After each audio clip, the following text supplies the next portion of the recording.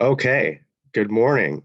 Thank you everyone for joining us today for our pre-submission conference to talk about this really exciting Bloomberg Public Arts Challenge and the request for qualifications that we've released related to that Public Art Challenge.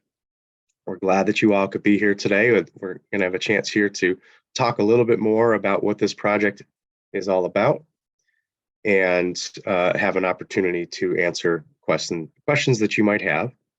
And as you see, we are recording this session. So for anyone that has to head out early or that couldn't make it today, we will post a recording of this session to the project website. And that you can find all the information that you need about this at cityofrochester.gov/arts. I should also mention that because today we're going to be doing some questions and answers, we will be posting documentation of the questions and answers from today, as well as any questions and answers that are a result of email correspondence with Heather, who's our project manager. That will be posted to the project website as well, in the interest of fairness and transparency, so that everyone that is interested in applying for this can have access to the same sort of dialogue around trying to understand this project a little bit better. So again, you can find the recording of this and that information at www.cityofrochester.gov/arts. There you will find lots of information about many different projects that we're working on right now related to arts and culture, but there is a section dedicated to the Bloomberg Public Arts Challenge. So yeah, so we're going to do an overview of the project today and some Q&A. Just before we get started, just a couple of introductions from the folks on the city team, and then we'll go from there. So my name is Kevin Kelly. I'm the manager of city planning, and our team is facilitating this project as well as a number of other arts and culture projects for the city of Rochester. And I'll turn it over to Heather. Hi, everyone. I'm Heather Anderson, Senior City Planner. I work in the Office of City Planning as well. Johanna, do you want to say hello?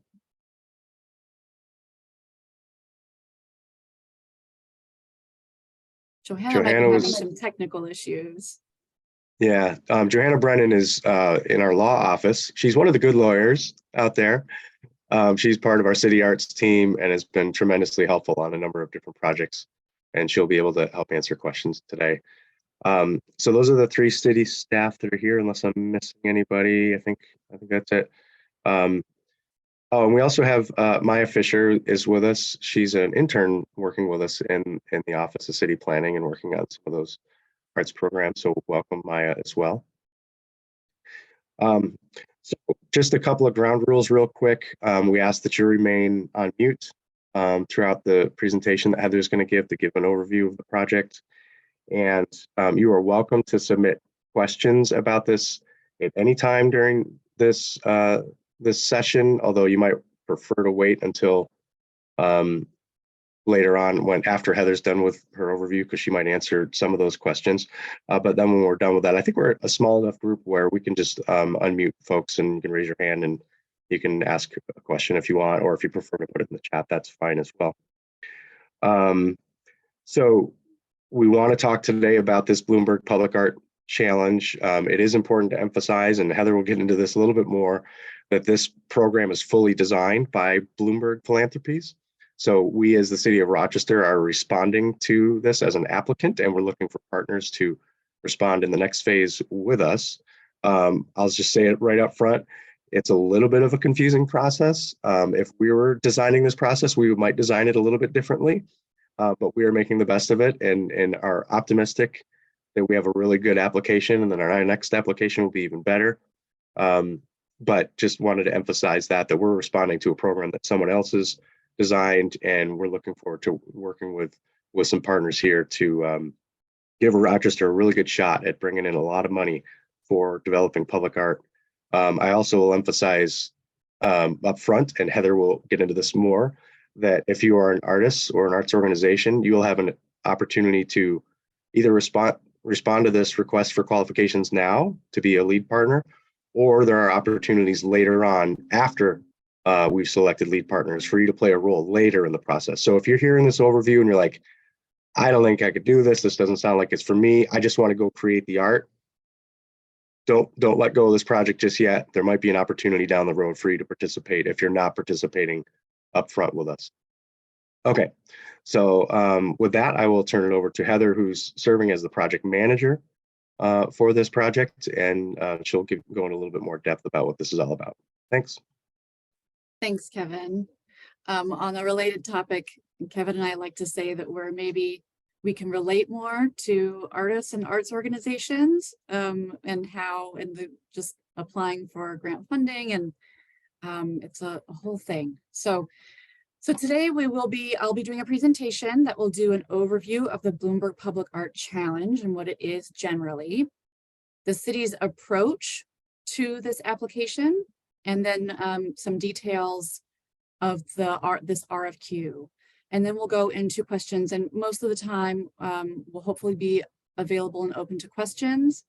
We know that this is a little bit of a complicated thing, so we definitely want to leave room for lots of discussion.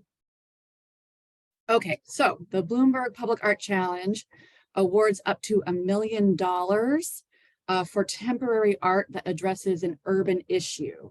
Now, interestingly, when Bloomberg Philanthropies had the webinar about this grant, they clarified that they're not necessarily interested in enforcing that the art be temporary. So if in the process of developing this, if there's actually permanent physical art created, that's great. I think their concern was more about understanding that permanent physical art can take a lot of time to create. So they just wanted to have it be a nimble process that we can develop art quickly through. Eligibility, it needs to be mayors applying, mayors of cities with 30,000 or more people, and the project must demonstrate strong public-private partnerships. And it will happen over a 2-year grant term. So 2024, 2025 will be the project grant term. The program says it will award up to 10 winners. However, this is the third round. In the first and second round, awarded 9 projects total. And let me show you. All of these projects, these are the 9 projects that were awarded in the first and second rounds. And you can see here, really, I don't want to get into too much detail here. I just think it's interesting to kind of let you see the different urban issues that other cities or city partnerships identified. These are really issues that are maybe challenging to address through traditional or typical municipal funding. And definitely the jurisdictions used this project to raise awareness of issues, but really focus on actually addressing issues with the art. For example, Coral Springs and Parkland, they did, as part of their project focused on the Parkland shootings, one of the pieces was a temporary temple, a community-built temple that was there for 2 weeks that allowed people to visit and mourn the people lost in the Parkland shootings, and then they burned the temple down. Another example is the Los Angeles project. The launch events and other events that were involved with the Los Angeles project were used as an opportunity to educate residents on how to conserve water. And another one in Camden was they took the opportunity. There were 6 illegal dumping sites that had been kind of an eyesore for the city that were highly visible from freeways.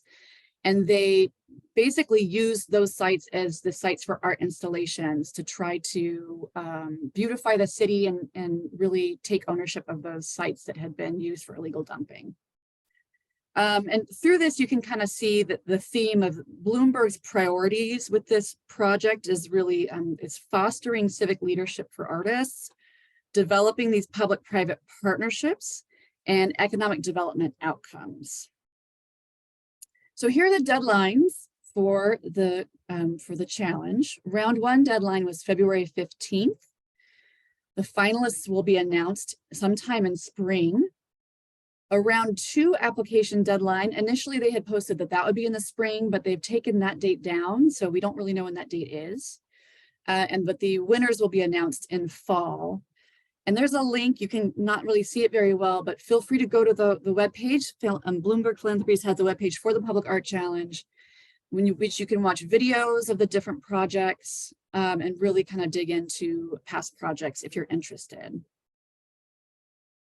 So the main challenge for all cities that are interested in applying to this is really developing the specifics requested in the application by the first round deadline while working in a fair and transparent way. So the application and the budget template really assumed that all partnerships with artists and organizations would be determined and fully fleshed out, in addition to the art. So there, there's line items for things like fabrication and installation and deinstallation.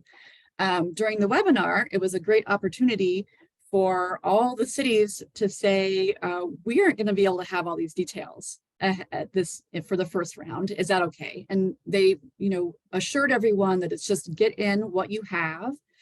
And I think the biggest challenge for cities is just that when we're working in a big project like this with a big amount of money, we want to make sure that we are identifying partners to work with in a transparent, fair manner. So hence the RFQ to identify partners. So from there, we really identified our plan. Our plan was to identify an urban issue and some general project goals for that first round application, release the request for qualifications to identify lead partners, and then work with those partners, really collaborate with those partners to further develop the project so that if we're selected for the second round application, we can really submit a fully fleshed out project with those partners. So internally, we did some discussion around what urban issue we should focus on and where we landed, and really talking with multiple. Right now we have what we call the city arts team, which is people that are involved in public art implementation from multiple departments and offices. And then in discussion with the mayor's office as well, and making sure that we're aligned with the mayor's vision and goals, we really came to youth trauma as a topic. And there's a couple reasons that we feel confident with this. One is that youth trauma really touches on issues, very serious issues, core issues for the city. So youth experience trauma through violence, disparities in education, multi-generational poverty, and recently the pandemic.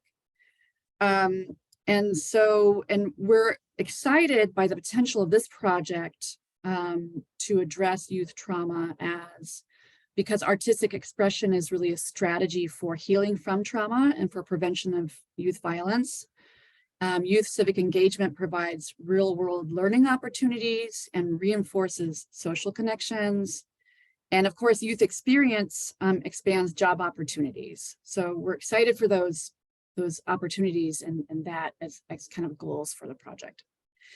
So for the application, we kept the discussion beyond the urban issue kind of general, but we did want to establish this is going to be a series of installations, performances, and viewings experienced throughout the city. We want to make sure that we're not just focused in one area. We want this to be really engaging the whole city and prioritizing that youth will have multiple ways to participate. So we're thinking, we want to provide opportunities for youth to create art, for youth to work with artists in development of other folks' art, as well as providing youth paid work experience.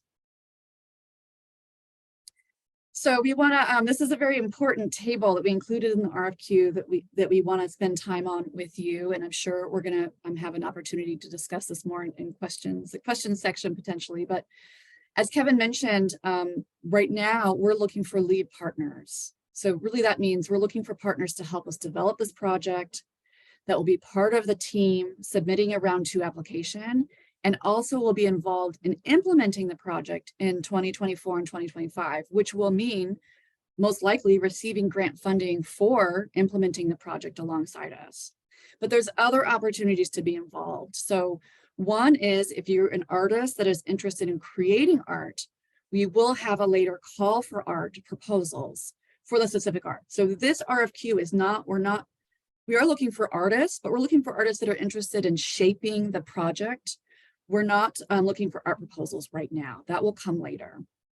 And if you're an individual or an organization that's interested in being involved, but not necessarily being a lead partner, there are definitely opportunities for that. And one is being a supporting partner. So contributing volunteer or in-kind resources. So off the cuff, we know that there are organizations that might have a space that they could provide for installations or performances as part of this project, or they can, at a baseline level, just help us promote the project through their networks, or participate on project steering committee, because we're going to have a project steering committee and likely have some subcommittees in kind of the implementation of this project. And alternately, if there's organizations that want to contribute financially to this project to make it a larger project, right now the application that we submitted is for $1 million from Bloomberg Philanthropies. It cannot be, as per the project requirements, it cannot be the sole source of funding. The city has committed $200,000 to this project. So right now we're looking at a 1.2 million minimum project. But we're open to others contributing to that as well. And the city might decide to contribute more to that as well. Okay, so with this RFQ, what is the city seeking? So we are looking for artists and organizations. And if you're an organization, we're really looking for organizations with experience in one of these 5 categories. So arts management, art therapy, youth development or engagement, community outreach, or project management generally. So in the scope of services, generally we don't know what the scope of services is for the 2-year grant term because we haven't developed the project completely. But we know that for the sake of this RFQ, we know that we want to find folks to work with to collaborate on further developing the project, being a part of the team to submit that phase 2 application later this spring if the city is selected as a finalist, and then help administer and implement the project during 2024 and 2025. So in collaborating with the city to develop the project, that could look like envisioning the public art series and the accompanying community events, determining the services needed to complete the project over the 2-year grant term, developing the project budget, including assessment of in-kind contributions, and identifying project management roles for that 2-year grant term. So in your submissions for this RFQ, these are the 5 categories that are listed for your submissions: project statement, capacity, qualifications, Rochester presence, and MWBE. I want to reiterate that in your project statement, we're not looking for specific art proposals yet. This is really about how you're qualified, your experience, and how you think your experience is aligned with the project goals. For capacity, make sure that you are identifying which of those 5 categories you have experience in, and then you're kind of responding to. It can be multiple. If you have multiple capacities, that's great. And for qualifications, please remember that qualifications include 3 references. Please include the email addresses of those references because it really is easiest to communicate with folks via email. So we really appreciate that. You definitely want to mention Rochester presence if you're located in Rochester and your experience in Rochester, and whether or not you're MWBE certified. Evaluation criteria, I don't want to spend too much time on this, except to say, please review the evaluation criteria in the RFQ to make sure that you are highlighting those things in your submission. So for instance, project alignment, make sure you talk about how your mission and values, if you're an organization, are aligned with the values and goals of this project, and demonstrate that through your relevant experience resume, right? And definitely, again, talk about your experience in Rochester if you have it. Hopefully you have it, because that's a big priority for this. So here is the RFQ timeline. It's listed in the RFQ, but we want to make sure to drop it in here as well. Today, of course, is the pre-submission conference. The 22nd at 5 p.m. is the deadline for questions. And then we will compile all the questions and responses and circulate them on the 24th. So we'll circulate them to everyone who registered for this conference, as well as anyone who's emailed us a question already. If you want to make sure that you're on that list, feel free to email me to say, hey, make sure it's distributed. But we will also be posting it on the City Arts webpage. Submissions are due by 5 p.m. April 3rd. We're looking for digital to me. And then week of May 8th, we'll be notifying the selected partners. Expect that we're going to reach out to talk to folks. We did include in the RFQ the potential for interviews. Because this is about collaboration, we're probably going to want to follow up with folks to just fully understand what you envision is your ability to collaborate and where you're coming from. Okay, with that, let's open it up to questions. I'm going to stop sharing my screen and feel free to raise your hand with questions, but I'm also going to look in the chat box to see if there are any questions already posted. And Heather, while you're doing that, I just want to emphasize a couple of points before we get into the Q&A. And thank you for that overview. I hope that's helpful for everybody.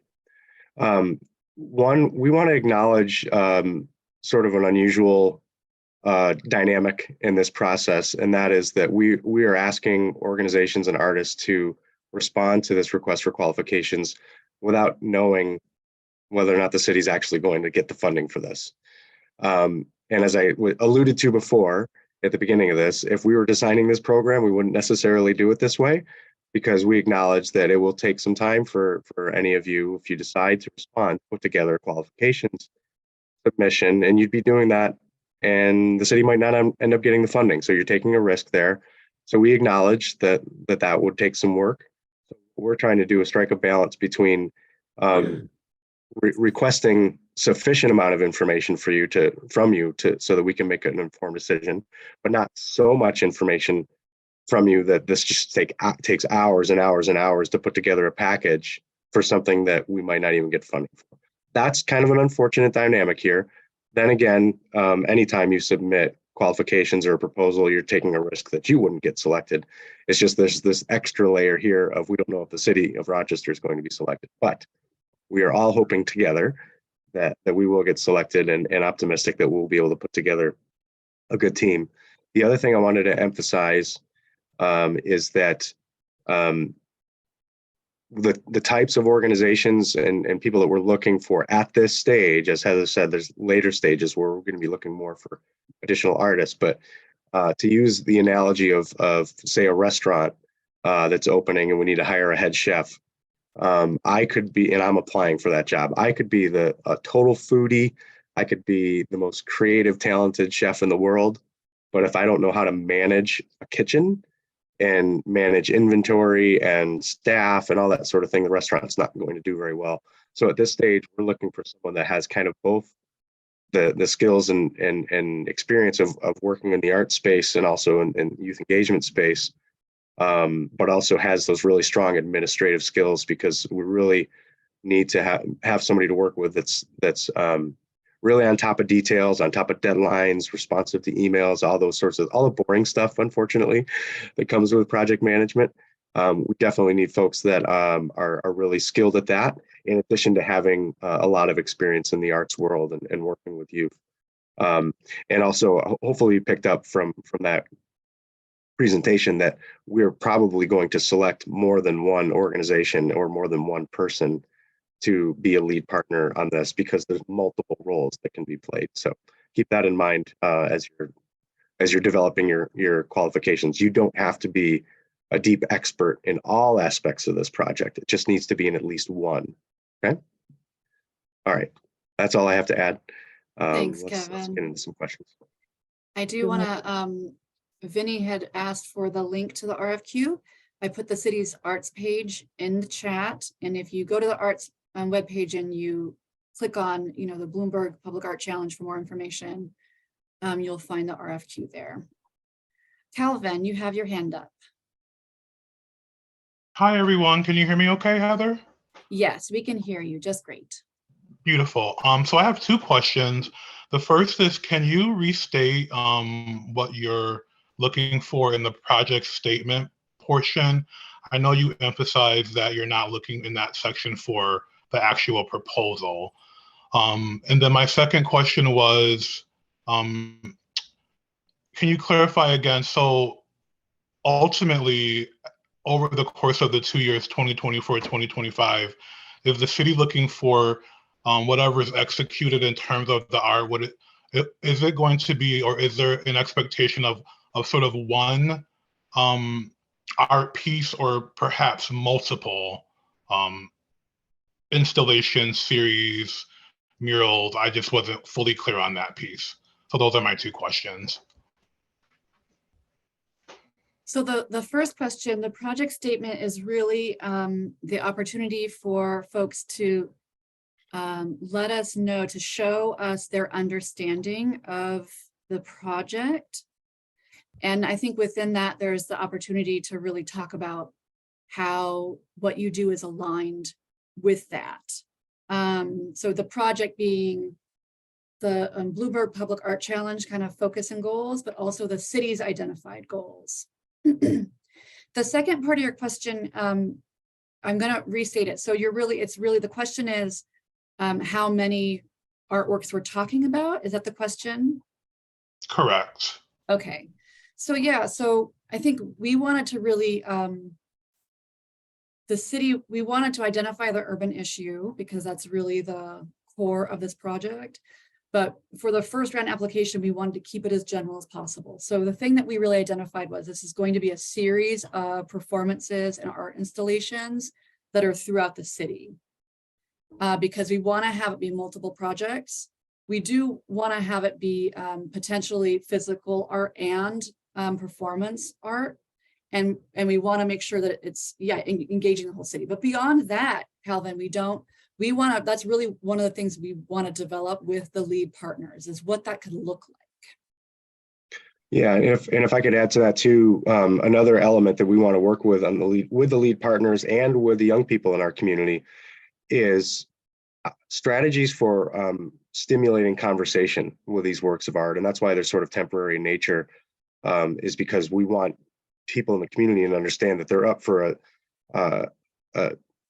a period of time, basically 2 years. So within those 2 years, we want to take advantage of that and stimulate conversations, whether it be at the opening or the reveal of a piece, or maybe there's a community conversation that sort of happens next to one, So we want to work with our partners here to think of ways to stimulate conversation around this. Could be conversation on social media, could be panelists, could be in person, anything we can do to get the community talking about this very challenging issue. And we do, because we are, including art therapists in this, and we're talking about youth trauma, we want to make sure that there's the potential for a component to be youth art workshops, right? And art therapists working with youth. That's one component of, it's kind of a big project, right? Kelly had asked in the chat, at what point do you see paid partnerships being activated, i.e. grant is awarded in the fall, partners would be on tap in the winter of next year? So again, this is where we relate to all of you and the work that you do and working with grant funding, because there's not a lot of information, specifics about that. But because the awards are supposed to be announced in the fall, and in general, they're saying the 2-year grant term is 2024 to 2025. So our impression is that they're really thinking they want to award the awards in fall, and then spend the end of the calendar year working on contracts and whatever else so that everyone can hit the ground running first thing in calendar year 2024. So that's our impression, but it could change depending on Bloomberg philanthropies. Vinny, you have your hand up. I do. I am qualified in all of your requisite lists. I'm well qualified. That's not the issue. I'm looking at your website, I went to the link that you provided, and I'm scrolling through, and maybe because I'm not looking as slowly as I'd like to, because we're on a Zoom meeting, I'm trying to pay attention to you, but I'm not seeing your instructions for what you're looking for from us. In other words, I'm scrolling through looking for what to submit, and I'm not seeing a heading like that. So I'm not really clear in terms of what your format is for the response to this. I'm looking for that. Is that in this link that you gave me, or am I supposed to be looking for that somewhere else? Let me go ahead and because there's a lot, we know there's a lot on our arts webpage. We recently had it revamped, but we have a lot going on. So let me, if it sounds good to you guys, to you all, I'm going to share screen and go to the webpage and kind of navigate. So let's. So when you open the web page, this is what you see. And then when you scroll down, there is the table of upcoming art projects. And if you click on Bloomberg, it skips you down to there, to the section on Bloomberg. And we have some information here, but all the information that you need is in this RFQ. So this link right here, can everyone see that? So if you click on this link here, that brings up the RFQ, which then that's where we have Okay. do you see that? Yes. Okay, great. We apologize for, we're continually working because we have so much going on. We're really trying to provide all the information, but I know there's a lot on there. So we're going to continue to try to figure out if we can improve the clarification of everything, the information on there. Yeah, and at the risk of overwhelming folks with information, as long as you're going to that website, take a look at all the other projects that are happening right now. We know there's a lot going on and there's a lot to digest there, but we put all that there all at once so that artists and arts organizations can see sort of the slate of opportunities that are coming now and in the near future, so you can decide which might be the best fit for you. So you might decide to pursue this Bloomberg grant RFQ, or you might look at the Locus Focus project, which Kelly is managing here. Hi, Kelly. And say, oh, that actually is a better fit for me. I'm going to respond to the call for art for that. Or you might be more of a performance-based organization or arts education, and you look at the Arts Bloom project, and you might say, oh, that funding is actually a better fit for me. But looking at the menu of options, you can see what's all that's out there right now and decide what is the best fit. So unfortunately, that's a lot to digest, but we're hopeful that that's more helpful for you to see everything all at once rather than be surprised by things later on. And Kel dropped in the chat the link to get directly to that spot with the RFQ, if that's helpful. Jennifer, I think you were next, and then Narada. Morning, everybody. So Teen Empowerment has an initiative that is something that we're already going to be working on around youth-led dialogue around some of the very issues you're focused on. And it's really designed to be at least over a 2-year period. And this would be a really great way to amplify some of that those messages. Obviously, the performance arts is what the youth organizers do, but then also maybe through murals and things. And what I'm wondering is, when you're applying for a lead partner role, are you expected to coordinate the whole initiative, or are you like, can you take your pocket of like that would be, that's a huge project that we're going to be coordinating, and we'd be adding in kind of the facilitating the youth voice into the arts design and all of that. So definitely you could take your pocket. So this is a big project, and we're envisioning that there would be multiple lead partners. We don't know exactly what that means. Like in one scenario, it could be there's one kind of youth organization lead partner and one kind of arts focused lead partner and one art therapist, or it could be that there are multiple youth organizations that are lead, and then we're maybe subcontracting with arts organizations, or there's just multiple scenarios and permutations of that. But we, at the very least, we expect that we would like to have multiple lead partners on this, because this is a big project and we don't expect anyone to take on more than kind of what they're already focused on right now. Okay, Narada. I'm sorry, am I pronouncing that correctly, Narada? Yes, Narada. Awesome. Narada, you good. Hello, everybody. Quick question. I have two. What's the quickest way to become MWBE certified? So I can put you in touch with our purchasing team, and they provide training and information on how to become certified. And they're actually organizing, I think, a statewide conference on MWBE happening next week.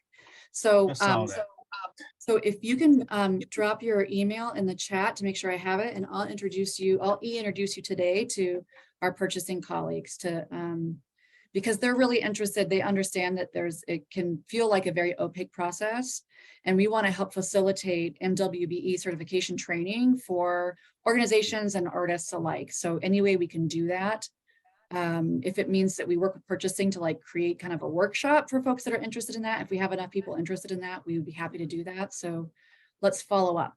And anyone else interested in that, please also maybe just drop in the chat if you're interested in being a part of that conversation. Please let me know in the chat right now, and I'll make a little list of people to follow up with. I can spread that on social media, because I know a ton of people that definitely don't know about that obviously qualify. So yeah. Also, one more question was, could you apply for more than one of the grant programs? Or if I did this one, I couldn't do the Locus Focus was up, which I'm just hearing about, or how's it work like that? You can apply to as many as you want. Okay, sweet. Yeah. What applying to one does not preclude you from applying to the other, and we want people to be able to take advantage of these opportunities. So apply. Cool. All right, thank you guys. I'll be emailing you and Kelly both. Anyway, Awesome. Thanks. That's great. Okay, Vinny, you have another question? Yeah. I do. My question is, under what moniker should I apply? Like, for instance, there's Vinny Bagwell, the individual, who is the common thread through my entire experience. Then I have a 501c3, and I also have an LLC, and I'm trying to figure out, does it matter which one that I apply for? Should I apply for as an individual and then cite all of my experience that fits your 5 matrices? I'm trying to figure out, does it matter to you how I present myself? I think that folks should include all of their experience. I will say that specifically our eligibility, we're looking for artists, or we're looking for organizations with specific those capacity experiences. So an organization, actually, we're not requiring, this is a good thing to know, we're not requiring people to be 501c3. We're not requiring people to be a registered business. So organization just means group that's doing things, right? So I would say, let us know all those things. And when you're checking the box on those capacities, just let us know from what perspective you're coming to it from. So for instance, if you're saying, I have experience in youth engagement and art therapy, then we're going to want to hear, okay, youth engagement, are you doing that through your LLC? Are you doing that as an individual? So kind of maybe break it down that way. Does that make sense? With each capacity, tell us what you're approaching it from. Your LLC, your as an individual, or what was the other thing you mentioned? You have an LLC and you have I'm an individual. I'm also a 501c3. a 501c3. So that's so for instance, my 501c3 is 6 years old, and we've done large public art projects. Public art is what I do. I'm a public artist. I do sculpture, bronze.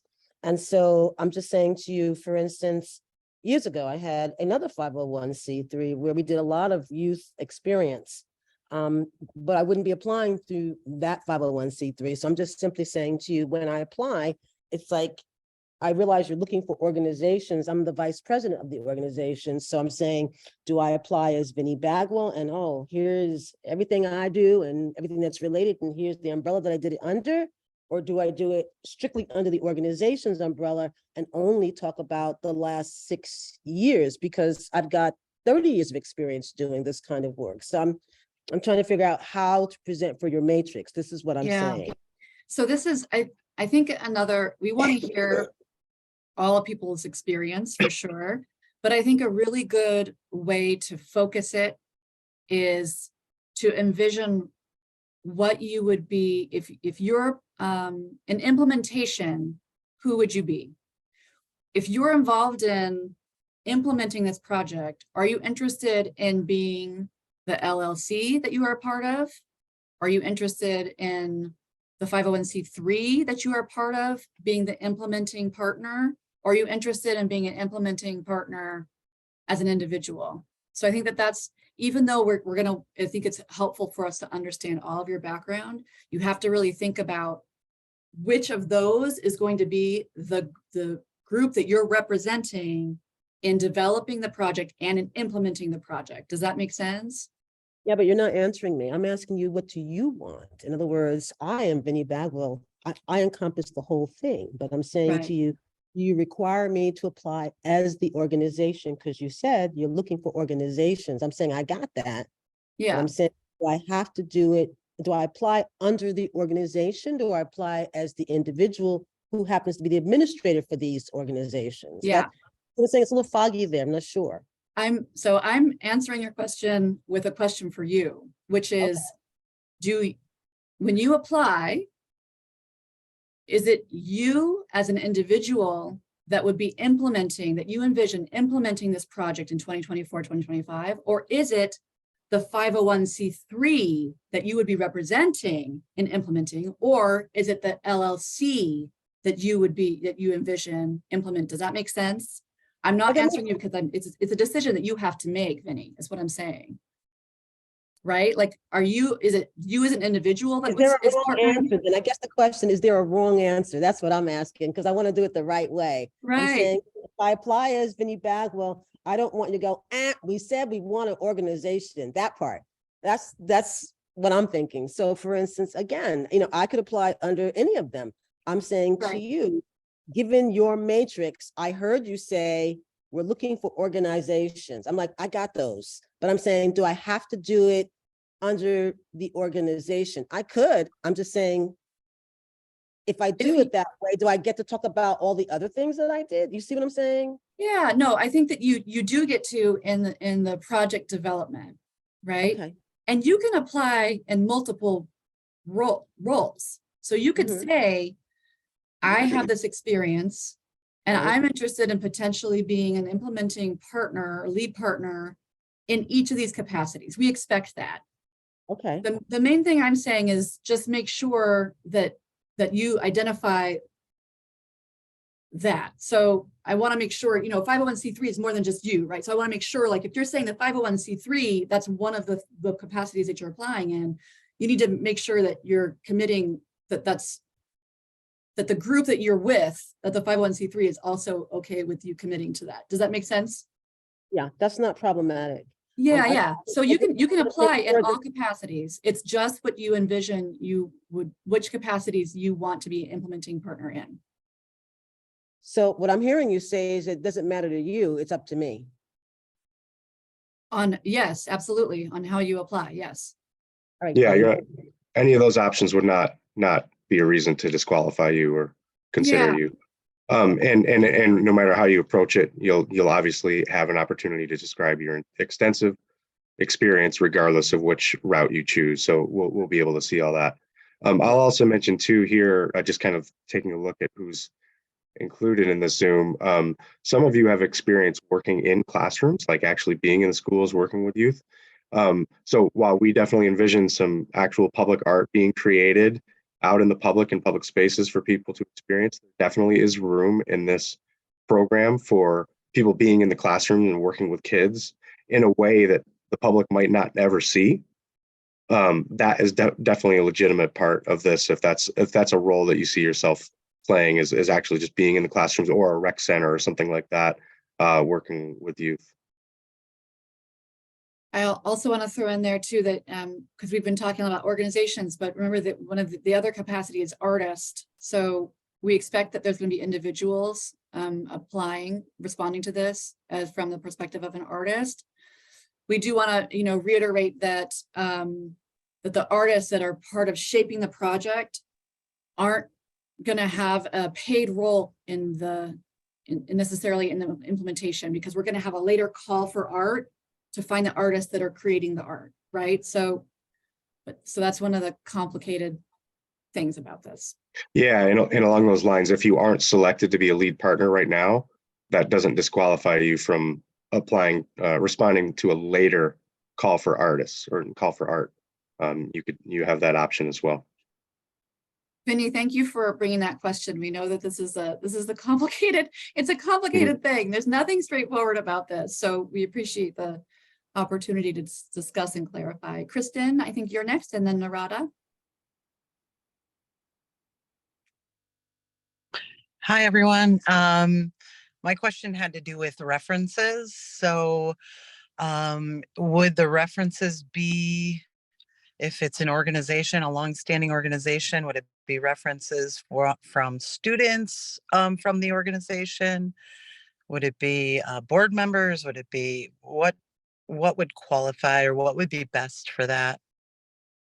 So we're really looking for folks that can speak to your ability to effectively work on a project. So I love the idea of students. If you've worked with students, that would be amazing.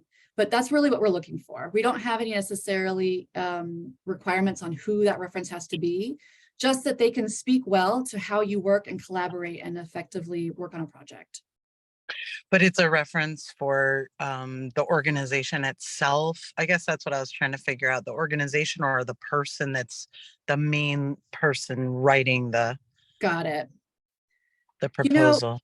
I think it's, it could be either, but I think it's going to be most effective if it's about the person. Because Okay. we want to know about your experience.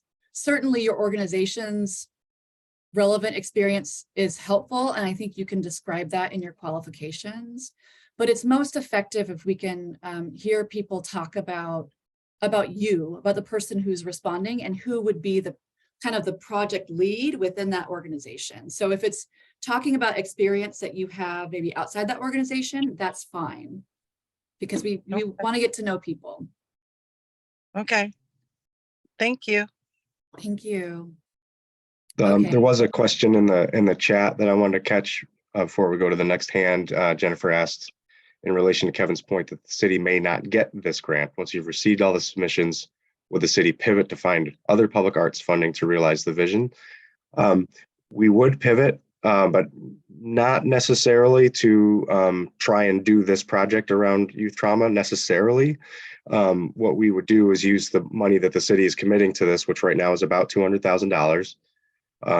And hopefully we get the 1 million from Bloomberg to go with that, but we would pivot that $200,000 into another public art program of some kind, which with almost all, if not all of our projects where we use this percent for the arts money, it's going to be a transparent process where people have to submit ideas, as opposed to if you just come to me with an idea, can I get your money? It won't work that way. It's going to be a process that, a call for art or a request for proposals, that sort of thing, to submit something, and then we would select something. So we would probably pivot and use the money that we're committing to this in other ways.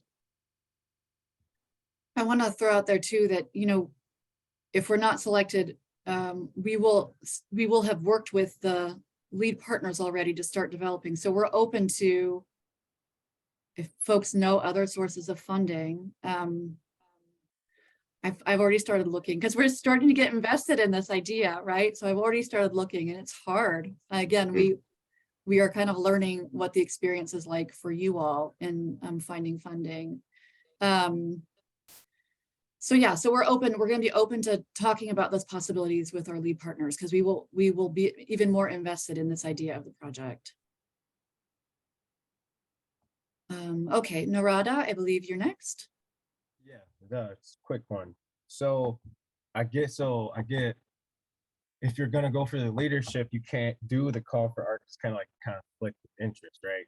It's kind of like you're helping make decisions, so you can't really make that be part of that.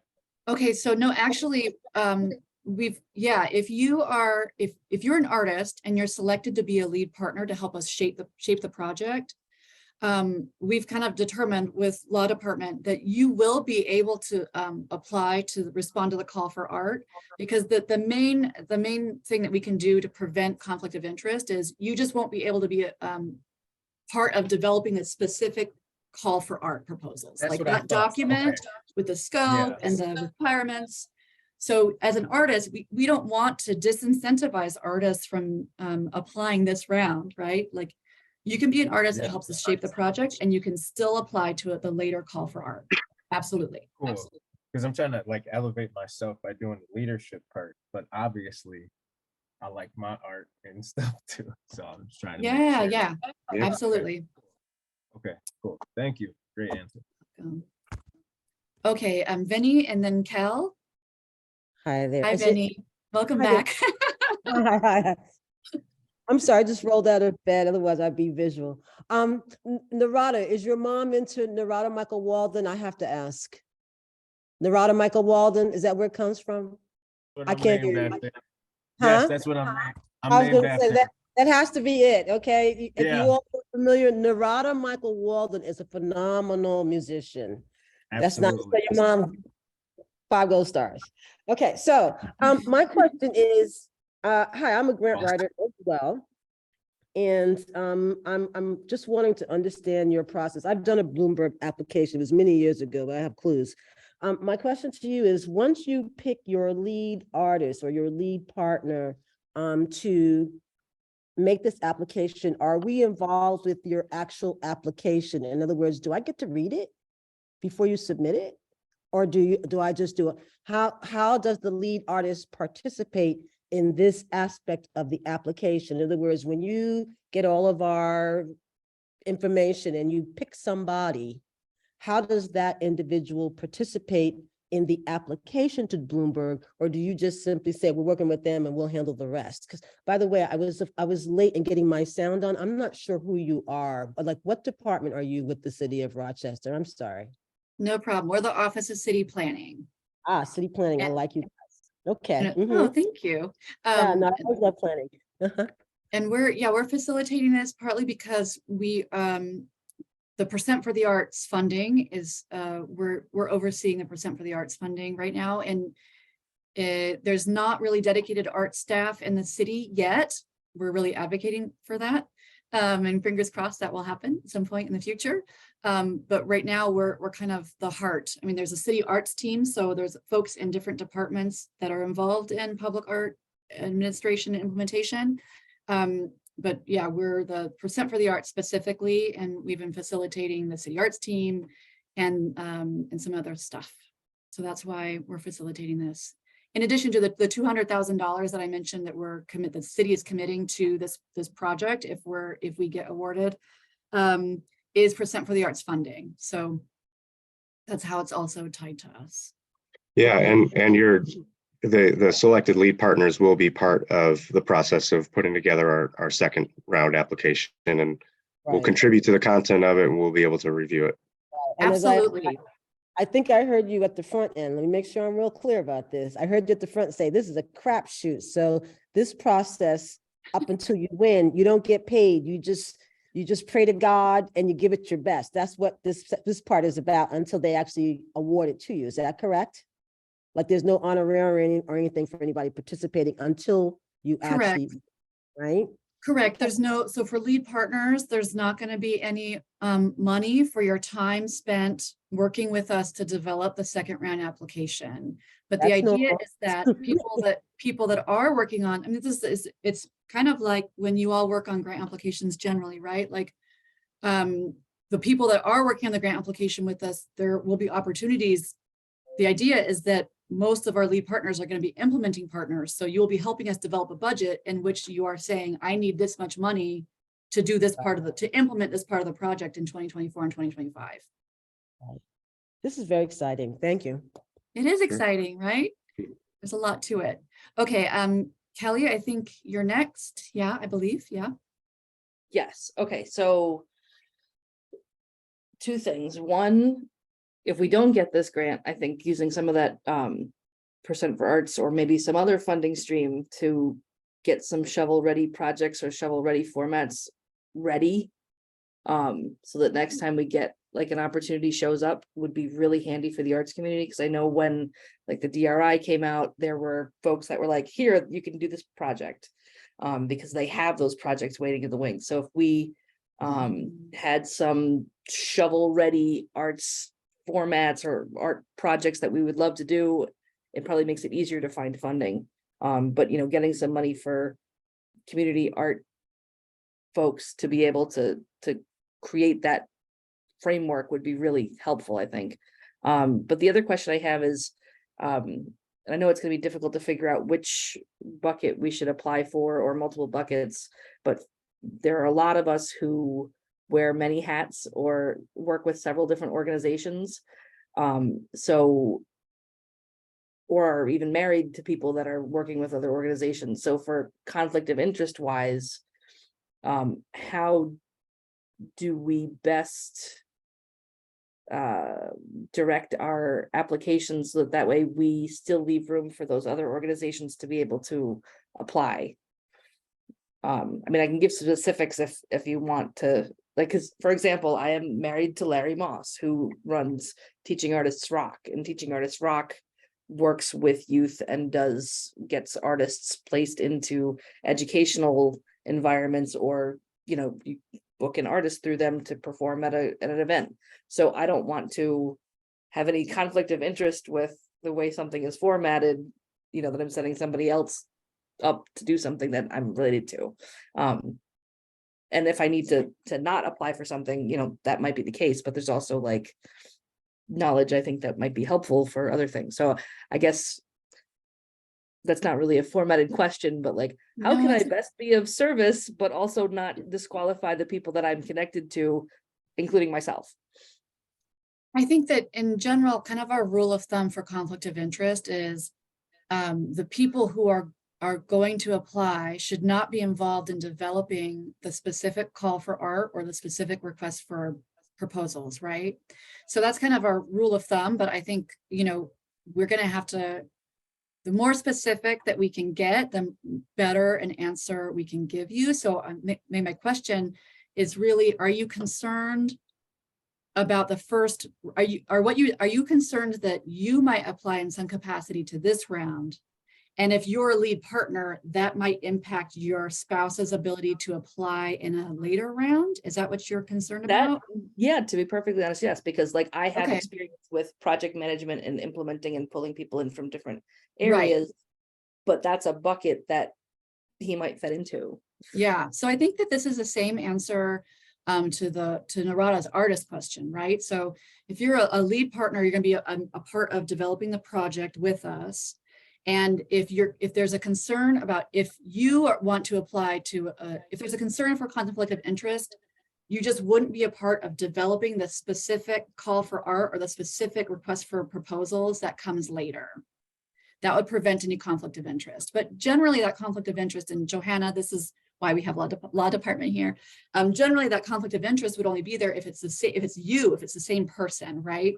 So if Narada is a lead partner, but then Narada also wants to apply for later call for art, we would just make sure that Narada isn't involved in developing that call for art. Does that make sense?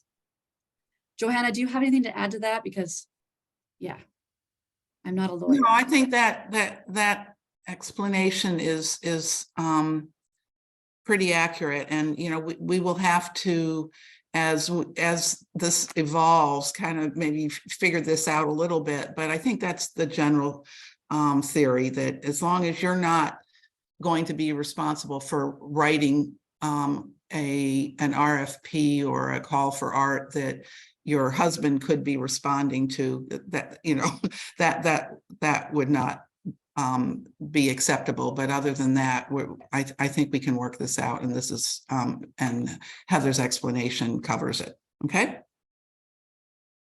Okay, so Yeah. it is after, oh, sorry, did you have something to add? I was just gonna say, we have one more person with their hand up, so maybe we should just take that question and then wrap it up, because it is after 11. Jakob, you have your hand up. Did I pronounce that correctly? Jakob? It's Yakub. Jakub. Kelly kind of asked the question I was going to ask, part of it, but I was going to say I'm optimistic, first of all, but in the event that, say, Rochester doesn't get this, will the city still have that $200,000 available for the arts? Yes, that $200,000 is Percent for the Arts funding. And Percent for the Arts is a program that's been around in the code since 2007. But we're actually doing the first round of implementing it right now. So every year we will have the 1% for public art, which ends up being, it looks like, you know, around a little north of 200,000. It will of course depend on the budget year, but yes, yes, that money will be for public art regardless. And I'm optimistic too. It's a roller coaster, but I think we have a really good story to tell in Rochester. And I think that this is an opportunity for us to be on a national stage to tell that story. Kevin, any last notes or words? I guess I'll just real quick return to my restaurant analogy to emphasize that because we're likely to select multiple lead partners here, that there will be multiple cooks in the kitchen. And you need to think about, am I somebody that works really well as one of many cooks in a kitchen? Or am I more skilled at kind of working on my own and doing my own thing? And if the latter is true, then consider waiting and responding to a call for art down the road. But whoever we select now needs to really work well with others, because they're, if you'll forgive the term, there's going to be a lot of herding of cats here, both with all the different partners involved, and then future artists that we work with, and engaging the community and lots of young people. So there's just we're going to be working with a lot of people, and a lot of those people will have leadership roles. So you need to be really comfortable in that setting, being a team player, and not, being, overly dominant, or, you need to be really respectful of other people's perspectives and opinions, and also have to be patient with working with government, which Kelly can attest is very challenging at times. You have to have a level of patience and understanding that, this is going to be the nature of the work that we do. And if you feel like that's you, then I think you're a good fit for that. If you feel like that might be a challenge, but you still have a lot to add to this, you might consider responding later. And also, I'm sorry, I just noticed that there was another question in the chat that we didn't catch from Rachel, sort of related to this actually. Will supporting partner organizations be able to have an active role in implementing the project despite not being involved in initial planning? And the answer is yes. So the supporting partner category that she's referring to, if you go back to that table, is a category of folks that want to be involved in this in some way. They're not necessarily looking to be a lead partner or a paid partner, but they just want to be involved in a volunteer capacity. I've got great ideas. I want to chip in. I want to provide space, or I want to work with you to help work with other people. There's definitely going to be space for that, even if you're not necessarily involved in the initial planning. So if you have an interest in that, really everyone should go back to that table that's in the RFQ, look at the choices of what role you could play, and decide, okay, what's the best fit for me? And if you're not choosing to respond to the RFQ, the other choices involve you reaching out to Heather and saying, I'm interested in supporting it in this way. Let's talk. And that might be something in the near future, or that might be something down the road, but we can work that out with you. So there's definitely going to be lots of ways that people can get involved, even if you're not one of the paid lead partners. Does that make sense? Okay. Did we miss anything else in the chat? I think we got it all. Okay. Thank you, everyone, for participating. Thank you for your great questions. We really appreciate your interest. We hope that many of you apply for this, and if you don't, consider being part of this in some other fashion as we go on. Narada, did you have one last question? What if one of your references is in the room that you were thinking about now? As part of this right now? Yeah. Oh, that's okay. Yeah, if Yeah. that's a calculation you have to think through, and Yeah, I'm Okay. sure that'll be fine. yeah, definitely. Okay, thank you. Great. Keep in mind, right, so everyone, let's- that the deadline for questions is the 22nd. I just want to remind everyone. So any other questions you come up with, please email us by 5 p.m. on the 22nd so that we can make sure that everyone is as clear as possible on this complicated thing. Yeah, very good. Thanks, everyone. Great to see you all. Look forward to working with you. Take care. Thank you.